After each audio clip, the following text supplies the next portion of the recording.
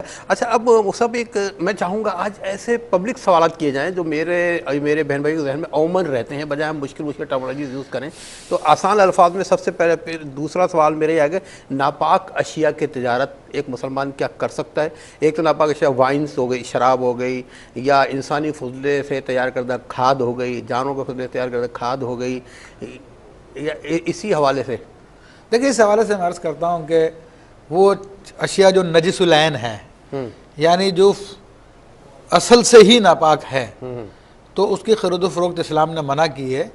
लेकिन जिस तरह के जानवरों का जो फजला है उसका इस्तेमाल खेत के लिए, खाद के लिए किया जाता है, तो उसकी खरीद फ़रोख्त को जायज़ करार दिया। इंसानी फजला जो है उसकी बे नाजायज़ है, खरीद फ़रोख्त नाजायज़ है, सिवाय ये कि उसको मिट्टी के साथ मिक्स कर दिया जाए और मिट्टी गालिब हो जाए, तो फिर उसको अगर खाद के तौर पे बेचा जाए तो वो बेचना जायज़ है। बाकी शराब वगैरह जिनको अल्लाह रसूल ने हराम कर दिया, उनका तो ख़रीदना हराम, बेचना हराम, इशारा करना हराम, उठाना हराम, ये सारे पीना हराम, पिलाना हराम, वो तो हराम ही है बिल्कुल। चले इस पर बड़ा